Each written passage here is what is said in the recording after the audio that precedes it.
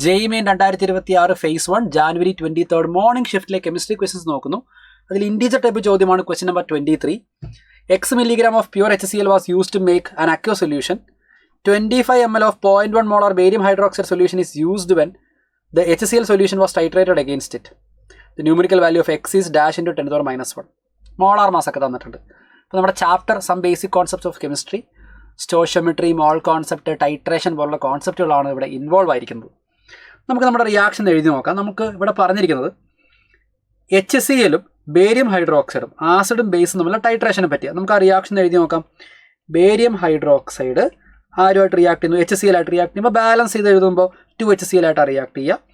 Barium ക്ലോറൈഡും 2H2O ഉണ്ടാവും. നിങ്ങൾക്ക് ഇവിടെ മനസ്സിലാക്കാം, 1 മോൾ ബേരിയം ഹൈഡ്രോക്സൈഡ് 2 മോൾ HCl ആയിട്ടാണ് എപ്പോഴും റിയാക്ട് ചെയ്യുക.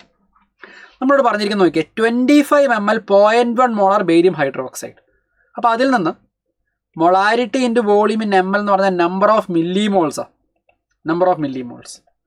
അപ്പോൾ നോക്കിയേ, 25 ഇൻറ്റു 0.1 എന്ന് വെച്ചാൽ 2.5 മില്ലിമോൾ ഓഫ് ബേരിയം ഹൈഡ്രോക്സൈഡ് എടുത്തിട്ടുണ്ട്. 2.5 millimole of barium hydroxide.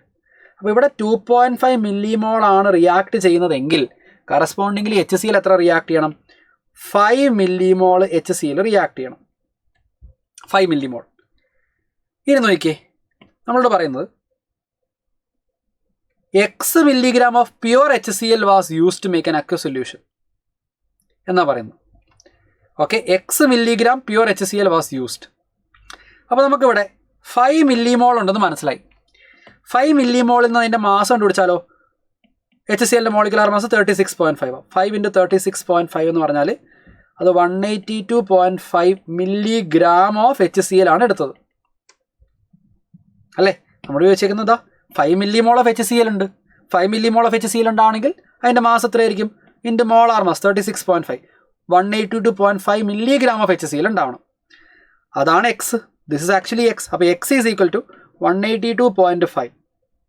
Okay, ഈ എക്സിനെ അവർ എഴുതിയിരിക്കുന്നത് dash into 10 to the power minus 1 എന്നാണ്. അപ്പോൾ ഇതിനെ നമുക്ക് എങ്ങനെ എഴുതാം?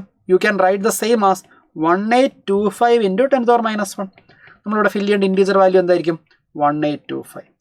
ചോദ്യം വലുതായിട്ട് എന്തൊക്കെയോ നിങ്ങളെ കാണിച്ച് പേടിപ്പിക്കാൻ നോക്കുന്നതല്ലാതെ ഇതിനകത്തൊന്നും ചെയ്യാനില്ല. വളരെ ഈസി ആയിട്ടുള്ള ചോദ്യമാണിത്.